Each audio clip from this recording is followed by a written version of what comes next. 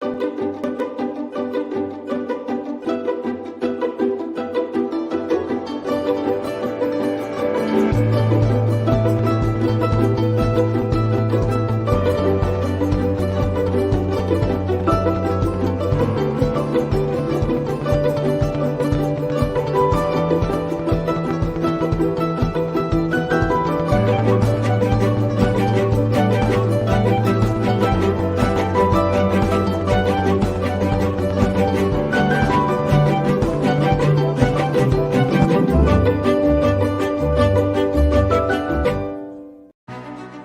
a finance professional in a disrupted business landscape, what does it take to be in demand? What does it take to attract great paying international roles? If you're an ICAN member, it'll just take one exam. That's all it takes to complete the globally recognized CIMA professional qualification and the internationally respected CGMA designation. As a CIMA member and a CGMA designation holder, employers will look at you as a finance professional, constantly acquiring new skills to add value to the business. That's why they'll be willing to pay premium to hire and retain you. If you have 5 years of relevant experience and are an ICAN member, you can directly sit for the final exam of the CIMA Professional Qualification, the Strategic Case Study exam. Start studying the CIMA Professional Qualification. Prepare to make an impact.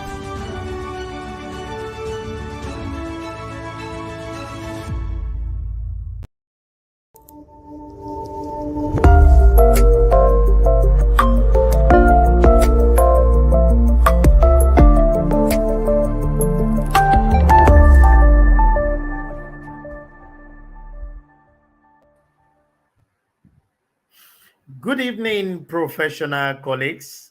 Good evening, friends of the Institute of Chartered Accountants of Nigeria. Our students, we want to specially welcome you to another exciting edition of ICAN on Air. Today is Tuesday, the 15th day of the month of November 2022. And let me start by specially appreciating you all for always tuning in every Tuesday and Thursday to enlighten yourself, educate yourself the more, and increase the knowledge base as learning is continuous. And today, like I promised you last week, Thursday, I've come with another topical issue that is very relevant to us as professionals. And I'll be talking on a topic titled Credit Rating and Application Processes in Nigeria. Credit rating and application processes in Nigeria. I'm sure we know the importance of this as a financial expert, financial analyst. And I have joining me to do justice to this, no other person than Dr. Tunde Popoola FCA. Dr. Ahmed Babatunde Popoola, fondly called Dr. Tunde Popoola, as his membership number MB 006067, a Nigerian chartered accountant, banker, economist, entrepreneur, and business executive with over 30 years of cumulative work experience spanning from the public and the private sector in Nigeria economy, with 7 years in the public service, 14 years in the banking industry, and 14 years as the chief executive officer. He is the pioneer group managing director of the CRC Credit Bureau, and described as the doyen of credit reporting in Nigeria. As the managing director of Abuja Enterprise Agency, he championed the cause of entrepreneurship and self-employment. He holds a doctorate degree in finance from Wits Business School from the Witwatersrand, South Africa, a fellow of our great institute, the Institute of Chartered Accountants of Nigeria, and 7 other professional bodies to his credit, an alumnus of the Lagos Business School, Harvard Kennedy School of Government, and Washington Business School. He has had several awards and recognition, especially for the role in entrepreneurship, business management, finance, and youth empowerment. He has served at Noble Institute in several committees and was the chairman of Lagos and District Society of ICAN between 2007 and 2009. I'm sure you have seen that I have a guest with a very rich and robust CV, and he will be doing justice to this topic today. Like I do say, we need to pay some bills because that is the oil that keeps the engine moving. And I encourage you, be part of the people that would definitely promote your goods and services because this program is not just local, but it's globally accepted and people are viewing it all over the world. In no distance time, I'll be coming in with our guests. But before then, let me quickly pay some bills and I'll be right back. Thank you. As a finance professional in a disrupted business landscape, what does it take to be in demand? What does it take to attract great paying international roles? If you're an ICAN member, it'll just take one exam. That's all it takes to complete the globally recognized CIMA professional qualification and the internationally respected CGMA designation.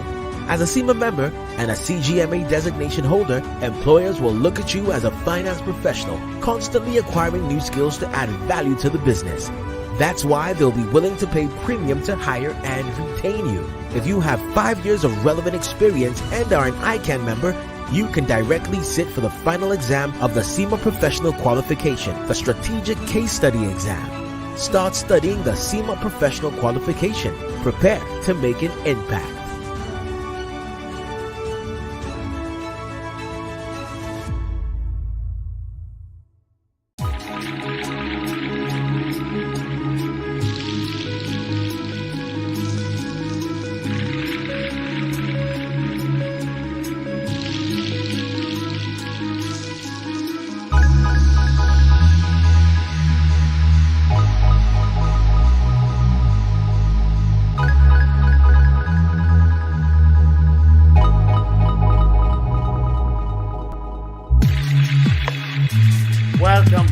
Welcome back. And like I told you, we're talking about credit rating and application process in Nigeria.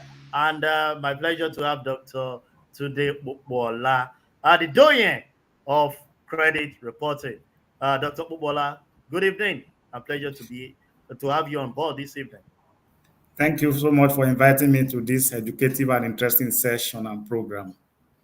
Very, very, very welcome. And we hit the ball running without wasting time this morning. Our doyen of credit reporting, as you fondly referred to, you are the pioneer, general group managing director and CEO of CRC Credit Bureau. Please educate our global viewers. What does CRC Credit Bureau? What do they do? Thank you very much. So Credit Bureau is a credit reporting agency, and basically is a data company that provides very reliable, trustworthy information as a third party to array of users who basically are majorly lenders to assist them to be able to take informed decisions in profiling their customers. You'll agree with me that a credit economy requires information by lenders because they need to have a clear idea of who should they be lending to, at what rate should they be lending to them, what quantum of funds should they be giving to individual obligor. These are information that may not be easily available and accessible unless you have a credit bureau in an economy. So what a credit bureau does is to be able to collect information about borrowers in an economy. And borrowers include those who have taken money in cash from financial institutions and also those who have enjoyed services on credit. So all this information come into the bureau, what we call a credit bureau like CRC. They are put together, and then we develop some products out of them to help lenders or creditors generally to be able to take informed decision. There are various issues, various aspects leading to, giving out credit. The first one is to identify who do you want to give credit to. The second one is to, when application for credit come, how do you assess the credit worthiness of that individual and entity? The third one is, once that credit has been granted, how do you monitor the loans or the credit that have been granted? And if eventually that loan goes into a default, how do you manage it for collection? So we have an array of products and services that's help lenders generally to be able to take decision in any of this. For instance, institution can be looking for who should we lend to. There are a lot of Nigeria has over 100 million adults. Who should we be lending to? We have about 41 million SMEs. Who should we be lending to among them? So we support financial institutions to be able to identify who they should be lending to through various products. And then, of course, we then have them review applications based on information that's available in the credit bureau. That's what we do essentially. Wonderful. That is a good introduction of what CRC Credit Bureau and generally what Credit Bureau does, collect information. And you brought it on point, a data company for information gathering, for informed decision. Going through your resume, sincerely speaking, you have a very intimidating resume, and you are often referred to as doing of corporate reporting in Nigeria. Sir, can you educate our viewers globally connected on what credit reporting is all about and whether it is different from what are the differences between credit reporting and credit rating? Fantastic. So thank you so much for the compliment. Credit reporting, credit rating, they all speak to ability of lenders or investors to identify credible, entities and individuals to whom they want to have a relationship with or to whom they want to do business with. Now, if we are talking about credit reporting, we are talking about collecting information about credit worthiness of individuals and entities in such a way that whoever wants to use that information can use it with trust, with confidence, and can have informed decision taken on that. So when you have a credit reporting agency like CRC in any economy, then we say lending in the dark is over, because then you have credible information at your disposal to be able to know who will do well, who will not do well, who at what price, what's the level of risk that you are going to have on a particular entity or a particular individual. Now, but when we talk of credit rating, it's also about credit, but it talks to an assessment or evaluation of the risk inherent in an obligor or an individual, or even a particular instrument that is released by the issuer. So what you have is that in a credit rating, when it comes to credit rating, you have credit rating agencies that are responsible for that. When it comes to credit report, credit scoring, then you have credit bureaus that are responsible for that. But like I told you, all of them work for the purpose of giving information, credible information to investors, to lenders, and all those who want to have obligations and relationship that borders around financial issues with either individuals, with government, or with businesses generally. Beautiful, beautiful. Credible information. Either you come from reporting side or rating is to give credible information to the lenders and to those that needs to take informed decision. Let me state that we have our members connected. I've cited them coming in all over the nation. I've heard from Abuja, all the way from Ibadan, Gombe, all the way from Akodi, Benin City, Kafila from Lagos. All of you are specially recognized. Doctor, my doctor, I can tell you that this program is widely accepted by our people. And let me state that our members, you have the opportunity to bring in your question. Our guest is ready to do justice to this today. While we are still proceeding, sir, my doctor, this credit reporting, the concept seems to be relatively a new idea to many Nigeria. How true is this? And can you just explain to us how long this has been in the system? So yeah, it's really relatively new when we look at the Nigeria as a nation, and when you look at the history of financial services in Nigeria. I say that around 1991, 1990, 1991, the central bank noticed that banks began to have a high level of non-performing loans, and therefore they wanted to see how they can help the financial system for financial institutions to have information that they can share so that one bad customer will not be hiding in one institution while taking loan in another institution so that they can prevent systemic, risk and collapse of the system. So they set up what we call the credit risk management system, CRMS. But then it was not efficient because it's government, sponsored. So government then decided to say, okay, so let's see what the private sector can do to drive this process as it's done in various parts of the world. So in 2008, the CBN relied on Section 57 of the CBN Act that gave them the power to license and regulate private credit bureaus.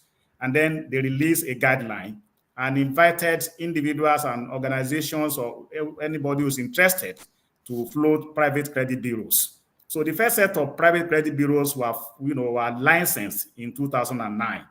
And CRC was one of those 3 licensed credit bureaus licensed in 2009. And since that time, you've seen the impact and the effect on the economy. As at that 2009, the level of non-performing loans, the rate was about 30%. Today, the level of non-performing loans has come down to less than 5% as at last month.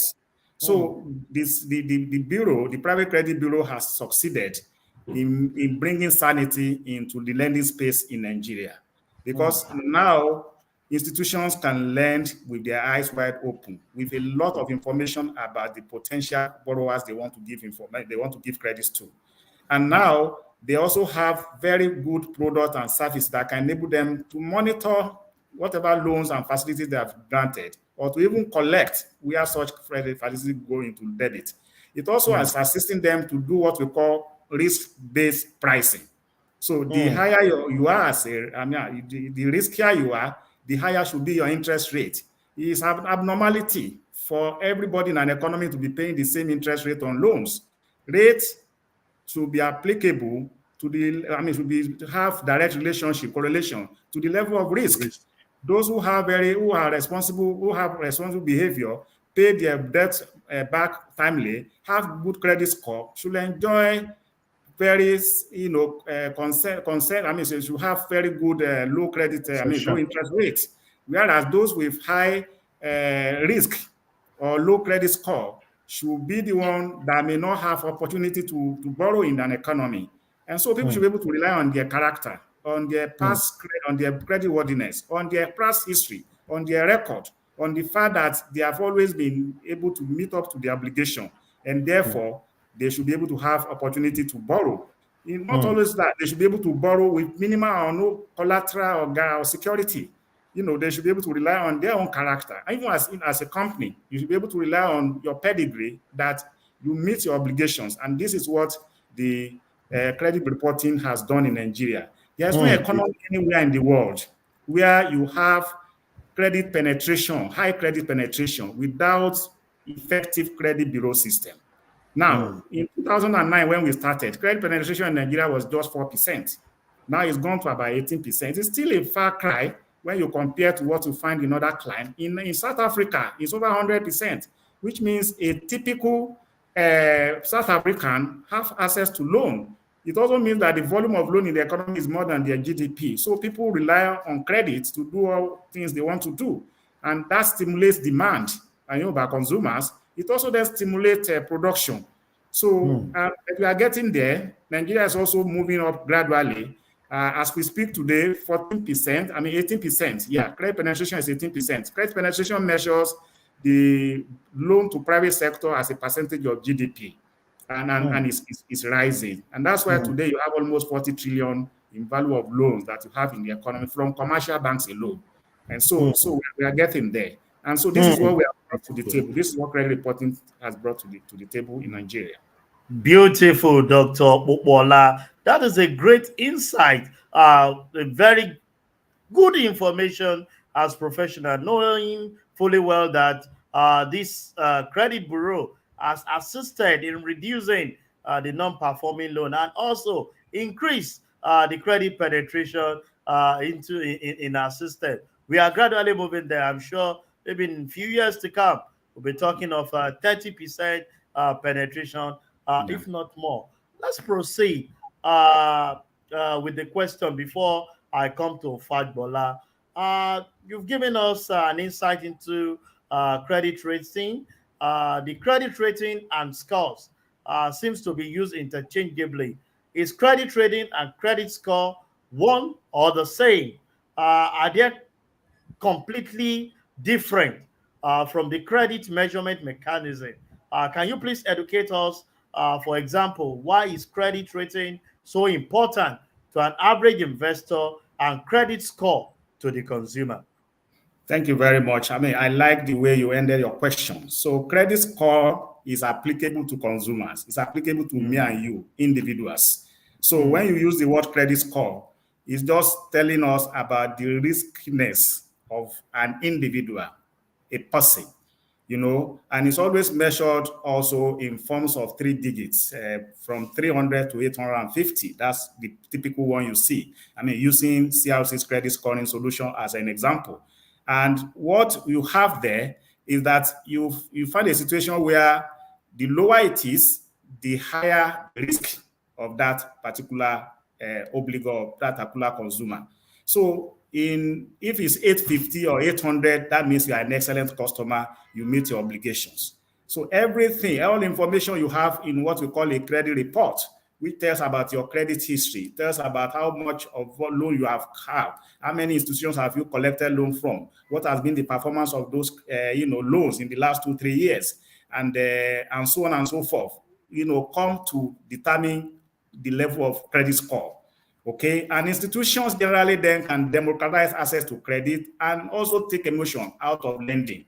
So they can say, an institution can say, okay, anybody below 700, as an institution, as a bank, we don't want to touch that person because anything below 700 does not meet our credit, risk appetite. Okay, they can say between 601 to 699. We will still consider such people, but they have to support their own application of their loan with either collateral or some level of comfort from them. That's how credit scores work. Now, credit rating works for entities, commercial entities, and government.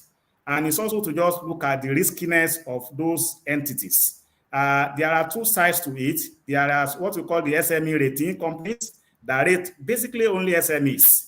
And they want to see how risky is it to do business, to give loans to such SMEs.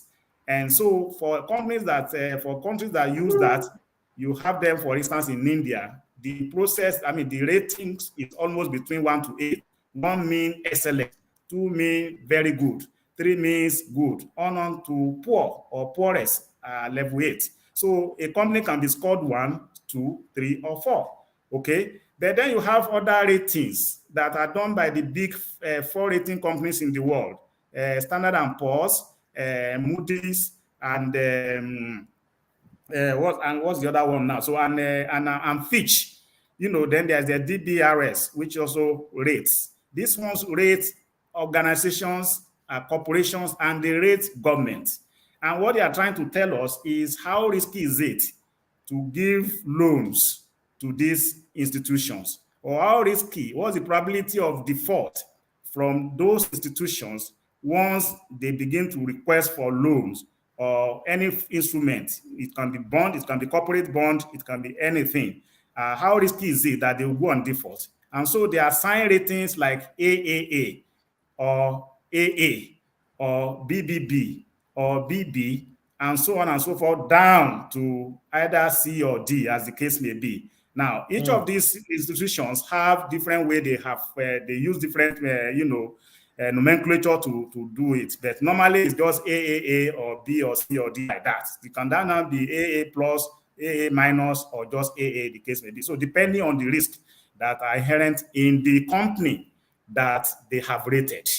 So that company is rated. If a company is rated AAA, for instance, it means the probability of default from the instrument from the issuer is very low. That's what it means. So organizations can be rest assured. Investors, treasurers who invest funds can then be looking for such organizations to give their money to, and they will be very comfortable to do that. And it's the same thing that's applicable to a nation. When a nation is rated AAA, it's different from when a nation is rated BB minus, because it then means that AAA has the possibility of meeting their obligations. So when they have loans all over, they can meet such obligations, they can service such obligations. Whereas if it is low, then they become what we call junk rates, and therefore possibility of default is high when it's begin to see BB or B minus or something like that. I hope that clarifies that. Beautiful. That's a very good way of taking us through credit rating and credit scoring. One for the organization and one for individual. I can see the question popping in from our guest. Even from your last submission, you've handled one of the questions from Fagbola about the rating. And he's asking again, please let me have Fagbola's question again. He's asking how favorable is the competitiveness and economic benefit between the foreign credit rating agency and the local agency in Nigeria? Well, there are 3 foreign rating agencies, like I mentioned, Fitch, Standard & Poor, and Moody's. But also, and these are international players, they've been on it for long. They have the experience behind them. They have the skill and competency. They develop a lot of tools, and they have access to a lot of markets. So that is one. But on the other hand, you have local players as well in Nigeria. So in Nigeria, you have Augusto and Co. All of us are very familiar with Augusto. They also do their credit rating organization. We have Data Pro. We have GCR, the Global Credit Rating. So these are also institutions in Nigeria that rate, corporates, rate government, and rate instruments that come to the market in Nigeria as well. So when you talk about competitiveness, I mean, most organizations will rely more on the international one because of the tools, because of the experience, and because of the perspective that they may bring to the table. But I also know that the 3 agencies in Nigeria also are well regarded in a country, in Nigeria as it is.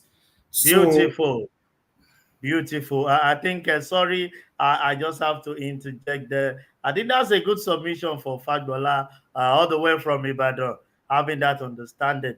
Before I go to my own next question, let me quickly take the question from Oliver, asking that does the rating of the country affect the rating of financial institution in Nigeria? In 1 minute. The rating of a country affects everyone, whether individual or corporates, simply because there is what we call sovereign risk. Okay. So once you want to do something and they are rating you, they bring element of that sovereign risk into your calculation. Let's say, for instance, you want to do valuation of your shares. Let's say you want to take your share to the capital market. A particular, and you give it to maybe an audit firm or an advisory firm to tell you how much your shares is worth. One of the items they look for is the sovereign risk. The sovereign risk for Nigeria is very high. Why? Because of the environment, because of the ratings that have been given to Nigeria by the big 3 that I told you about. Now, currently, Nigeria is B minus as far as S&P is concerned, or B3 by Moody's or B by Fitch. That's a relatively low level. And so when you put that into all other factors that are considered in rating, it tends to bring down the rating of your instrument, or of your bond, or of your credit, or even of your institution. And that's how it affects us as individuals or as institutions, or even the instrument that we try to take from the market. Beautiful. And I want to believe Oliver has picked that the rating of the nation affect it. Dr. Popoola, I've been guesting him this evening, and he's been doing justice to credit rating and application process in Nigeria. Let the question continue to flow. I'm sure we are all feeling uh, the vibes of our guest today because he's definitely dissecting some of this topic. Dr. Popoola, let me take you on this. The main topic of discussion around the world today is on climate change. As we speak, we have the COP27 summit going on in Egypt, discussing on climate change menace. The phenomenon has also changed the way we prepare financial reporting. These we had last week when we were talking about sustainability reporting. So the way we prepare financial reporting, which is now metamorphosed into sustainability reporting, does credit reporting agency now consider climate change indices in the analytics? Okay, so let me answer this question from a perspective. And the perspective is when you do rating, what you are trying to look for is the risk of possibility of default by a nation. Okay, let's take a nation for example, or possibility of default by a corporate that is going to the market to raise money. Now, when you have fundamentals that can affect the economy of that country, there is no way it will not affect the rating that we are talking about. Nigeria, for instance, is gone through a lot, and Nigeria's rating has just been downgraded to B minus by S&P, as I indicated earlier. Why? Because of all the issues that we see here: flood in 12 out of 36 states of Nigeria, kidnapping, insecurity that affect productivity, that affect government, revenue. And once government revenue is affected, it affects the ability to meet obligations that is due to third parties. And that's one way to just look at it. So, and when you talk about sustainability, you are talking about, long-term ability to meet your obligations on a sustainable basis. So when you have all these factors, especially including climate change that affects weather, that affects production, that affects farming, that affects so many things, there is that tendency for your rating to be affected, to be tweaked in a way to say these are negative indications that this economy the GDP may come down, productivity may be affected, revenue generation may be affected, and therefore capacity to repay loans or to meet obligations may be affected, and therefore sustainability can be affected. That is a great submission. So climate change indices are always considered. As we get deeper in these topics, Dr. Popoola, our global viewers will like to know if there are steps to be followed in the process of obtaining a good credit rating or credit scores. Okay, so there are. So when you want to have good credit rating or want to have good credit score, then you have to have impeccable integrity. You have to have impeccable character. And we are not talking of character of being a good man or being a bad man. We're talking about ability to meet your financial obligations when they are due. This is the basic foundation this is the basic objective of rating, whether for consumer or for corporate or for government. And so what should a normal person or a normal enterprise do to ensure that they secure good credit score or good credit rating? Is to have all the instruments, all the elements that will make you to be well regarded in your ability to meet your obligations. So if you are talking of credit score, for instance, you're talking about ability to meet your obligations, ability to not to take loans beyond the income that you generate, ability to ensure that when obligations are due, you pay. And those obligations include not just loans, include your rent, include your electricity bill, include everything that we can regard as credit, because is pay now, enjoy, consume now and pay later. Now for government, for commercial entities, for credit rating is the same thing. What are we trying to measure by credit rating? We are trying to measure your ability to be able to repay your obligations. So we want to see, do you have sources of good cash flow? what is your governance like of your organization? Okay, what's your financial performance like? These are documents and things that a typical rating company will come and ask you to provide before they can provide you a rating. So they want to see how profitable have you been and how sustainable is that profit over time. What is your state of affairs like? Cash flow, they want to analyze it. Ability to generate revenue now and in the future, they want to analyze it. Your core management, the integrity, their skills, their competence, they want to analyze it. Your operations, they want to analyze it. These are components of what they look at to be able to then they look at your strategy and how forward-looking are you? What does your business plan say? What does your industry even say? Are you a high risk? Are you playing a high risk business? That affects your credit rating. And so many other elements that they bring together. They don't assign weights to each of these. Of course, they don't carry equal weights. For instance, ability to generate cash flow may be a significant factor. Profitability may be a significant factor because we all know that a company that does not generate profit consistently will eventually, go into bankruptcy. Into extinction. So that's the way to look at it. That is a beautiful submission. And to all our viewers connected globally and within the country, from Abuja to Warri to Benin, Lagos, Ibadan, name all the states, Gombe, north, south, east, west, connected to this program, we sincerely want to appreciate you as our guest is doing justice today. Ruth Adio wants to have idea of the channel of complaint where you see a bad loan you have no knowledge of on your record by a commercial bank. So when you have this kind of situation, you raise a dispute. Every credit bureau, including CRC, has what we call robust credit resolution, credit dispute resolution system mechanism. It's by law.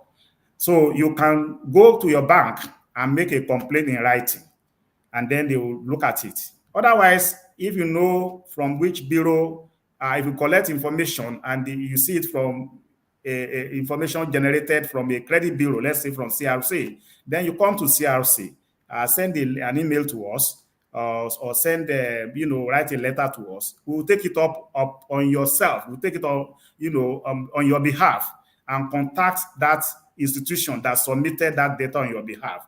And they can validate it and say it's valid. They can look at it and say, oh, it's a mistake. Or they can say, oh, it's a mistake, but there are elements of truth in what we have submitted to you. So, for instance, it may be wrong classification. Maybe your loan is still performing, and they classify it as non-performing, for instance. That can be an error that they have to amend. So just make sure that you have access to your credit report, which you can get from the website, or you can even download CRC Mobile. We have that on an app. We have an app called CRC Mobile. You can download it, and from there you can generate your credit report, credit score. And if you see anything there that is contrary to what you think you should have, then you can, get across to us. Send a mail to support or at crccreditbureau.com, and somebody will take it up on you. We have a full desk attending to this kind of complaint because we know it's very important. Beautiful submission. And one thing I can tell you is that I will definitely contact my own credit analysis to send my bills to you for those commercials that we are promoting this evening. Don't worry, it's going to be, you are credit worthy because I've run through the bureau and I know that you have a performing track record. Dr. Popoola, let me take further on this before I come to Uche now. How has CRC Credit Bureau contributed to the evolution of the credit information market in Nigeria? We need to know. Okay, so we are pioneer in this market. We were licensed in 2009. One of those set of bureaus that came to support lending and credit management in Nigeria. And over time, we have grown to become the biggest bureau in Nigeria. And like I told you, we have as we speak now, we have almost about 16 products and services. And in fact, we have added analytics and to what we provide so that we can have some sophisticated tools that can enable, organizations. So when you see fintechs using using tools, technology tools that from your phone or from your laptop, you can request for loan and within 5 minutes you get either accepted or rejected. These are part of what we have made as contribution to the Nigerian economy. We have made it easy to open up the economy to credit. As we speak today, we have millions of data, and we have new players in the lending industry. Before, you had only commercial banks and microfinance banks, but now you have all manner of institutions doing lending in Nigeria because now they have data that they can rely on to profile prospective borrowers and to help them to determine whether they can, borrow or not. The other issue you discover is that lending has become something that within 24 hours, you know whether you are getting a loan or you're not getting a loan. In those days, you know what you have to do. You apply, maybe you go there physically, you know the manager will be asking all manner of questions that may not have anything to do with credit. But now, you don't need to be there physically. As a matter of fact, most banks now have developed tools that leverage on the information that we have that they can now use to profile borrowers. And that's why for some of them they can look at thousands of applications every day, unlike before where a branch may not even look at one application. So that's part of what we have brought to the table. We brought some level of speed in an accurate speed to processing of information. We have brought opportunity for them to introduce a lot of products. Now you have credit card, you have all manner of loans that you and me can enjoy today. And even SMEs, you see that virtually all banks today have SME desk. Why? Because they now have tools, they have information, provided by a third party like CRC that they leverage on. That's second. Third, you have new players, fintech, micro lenders, even cooperatives now do more in terms of volume, in terms of number of transactions that they do. And then, of course, it helps them also to do risk-based pricing. They can segment their market and say, oh, these are highly risk people or highly risk companies. I won't touch them. Oh, these ones are medium risk. I will touch them, but I'll ask for more support, comfort in terms of collateral or security. Oh, these are really excellent customers. I don't need to ask for anything. From their pedigree, from their scores, they are good to go. And they can enjoy very competitive lower prices in terms of interest. Be beautiful, Dr. Popoola. Sincerely speaking, CRC Credit Bureau has contributed immensely. I was wondering within myself, that's what we keep saying, so many actors behind the scene. All we see is just the physical thing. Or you keep wondering since several people telling you that you can have access to loan and you make the application less than few hours, you already have the approval. Great job that you are doing. Let me quickly take Uchena before I go back to my side. And he's asking why is it that some banks, commercial banks, insist on providing CRC report before granting credit facility, since both credit bureau gives history and credit worthiness of borrowers. Why are they still insisting on having such report? Okay, so if those institutions have direct access because they are basically members or customers of the credit bureau, so ordinarily they will have access because they they will have registered with either or both of those institutions. But in Nigeria, the law for financial institutions, the law insists that they must contact at least 2 credit bureaus out of the 3 for every transaction that they do. Okay, so if they want to provide Tunde Popoola now, if I've applied for a loan, they have to look for my information from from at least 2 out of those 3, so the CRC and the other two credit bureaus. The reason is very simple, because we all look for data from different sources. So we have data, I may have data that some other institutions may not have, one of the other bureaus may not have, for instance. So it's just for institutions to have comfort, the lenders to have comfort as to the completeness of information that they have about every potential borrower.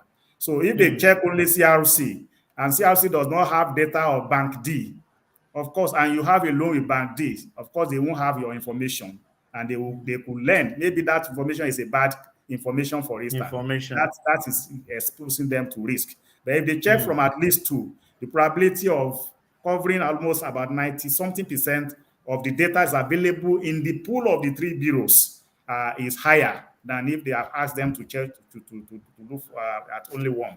I think that's the rationale behind it. And I think as we move on, I see the possibility of such, insisting on two being relaxed in the future when the coverage of the market, of the lending market, of credit market will have been almost total by each of the bureaus that we talk about. Thank you very much, Dr. Popoola. And Fagbola is back again and is asking, how true is this statement? Rating is a statement of opinion and not statement of fact. Well, I believe it's true. So if you go through the information that a typical credit rating agency collects, then they make judgment of those information. They bring them together and pass a judgment. But it may not be completely an emotional kind of assessment that you see, because they have built over time scientific tools and models that can give to a large precision that if two institutions behave the same way, they are likely to have the same rating. And if you have a third one that have different characteristics, they are likely to have a different score, a different rating, as the case may be. So I would say that emotions do not run high in credit rating institutions. If you know the way they go through their process, they collect data, information, submit, every institution submit the data about themselves for rating. And then, of course, they analyze, they engage the management, then they form a committee that will now review. And don't forget, all this data will have been submitted to a typical tool application that they are using that will give them scientific output from all of this. So the algorithm will have been programmed to weigh each of those information that they have and assign ratings to them before you now have a composite rating that can be an AA or a BB or a B minus, as the case may be. And why it's why I cannot say it's is an opinion is simply because when you subject two institutions who have similar characteristics or behavior in terms of financial performance, in terms of if you subject, they are likely to come up with the same rating. So to that extent, it's scientific. But because like all science, especially social sciences, this is finance. So there are elements of behavioral tendencies that you see in finance. And so you cannot say it's 100% cast in concrete, like when you say, like you see in chemistry or in physics. And to that extent, that element may be there. Some level of subjectivity, but it may not necessarily erase the fact that if they say this is your rating, it's very likely to be close that is your rating. Beautiful submission. And indeed, Dr. Popoola is affirming to me that we have the doyen of credit reporting doing justice to our topic today. Peter wants to know, he starts by appreciating and giving the compliment for doing justice to this topic. But he says Nigeria credit trading seems to be on the persistent downward trend. Well, this is contrary to what you initially gave. He's asking that, can you elucidate on the impact on our economy? But I know you initially said the rating is going up from 4 to 18, but he seems to have a different perspective to this. Can you throw more light to this, sir? No, I said the rating has been downgraded. Nigeria rating has been downgraded to B minus by S&P, and that's what speak to what Peter is saying here. So we are declining because we also can see the instances of the economy not doing so well. So if you have all the issues we have around inflation, around exchange rate, around ability to generate revenue, and around debt servicing and debt repayment. You know, how do you expect compared to 10 years, 15 years ago when we didn't have any debt to service, you know, or little debt to service? So yeah, so and that spoke to what I've said before, that this thing is scientific. Now Nigeria is going through some level of issues, and once you have these issues, then your rate be going down, because the question still is, will you be able to meet your obligations when they are due? All these loans we have collected, will we be able to pay them? And we also can see that that probability is, yeah, we are a nation, but if you compare it today with where we were before, when we have revenue generation or service obligation, interest rate service, that is almost as high as the totality of revenue we are generating to service debt. And so how do you pay the principal? All of that come into something. Today, the crude oil, which is the mainstay of the economy in terms of generating foreign exchange, we are doing less than 1 million barrels a day, even though we have OPEC giving us a capacity to do more. And that is affecting our ability to generate FX. It's affecting our ability to really meet our international obligations, and therefore the exchange rate has gone the way it's going. So if you have all of this, if you have a budget of 18 trillion and about only 8 or 9 trillion out of it is what you can source internally, you have to go and rely on borrowing for the rest, then that puts to question your capacity in the future to be able to repay such loans. And those are the kind of things that affect rating. And that's why the rating has been downgraded. And I just hope that we will improve on the economy. I hope that we can generate more revenue as a nation. I hope that we can reduce the level of borrowing. I hope we can really service our loan and have enough capacity and revenue compared to the rates or the loan or the service rate, loan service obligations that we need. If you are able to do all of that and have those positive trajectory, then of course the rating will keep on going up again. Up and up. Beautiful submission by Dr. Popoola. And I'm sure Peter has picked that. While we are trying to wind up the program, like I will always have the challenge every Tuesday and Thursday of time. Let me say that indeed, from the way you have actually spoken to us this evening, CRC is doing a very fantastic job in terms of promoting a struck credit system. If I may ask, how do you intend to retain this position in 1 minute? Okay, so we keep on disrupting ourselves. We are not going to wait for competition to disrupt us. We keep on looking at other things to do. Don't forget, our job is to make life comfortable for those who are lending or those who are selling on credit. It's for them to get information that can make them to be able to know what they know how to do best, lend or sell on credit. Our job is to promote a credit economy and make sure that credit penetration increases. So to this year, we have come up with a subsidiary that is doing analytics. And the part of what they are going to be doing is to look at alternative data. So your spending on your phone, how can we use it?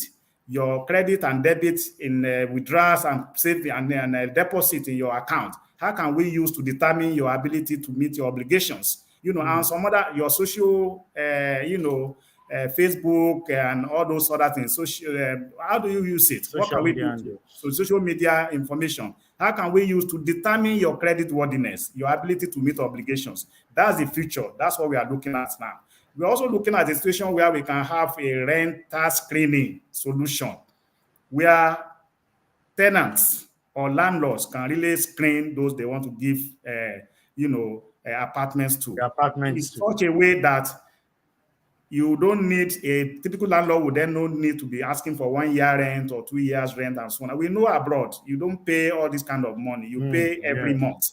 But before they give you that, they give you that apartment, they will have checked you with a credit bureau. That's the next phase of growth for CRC. That is a very wonderful disruption within the system. Time is not my friend, but I cannot but avoid the question of my boss. Dr. Asay.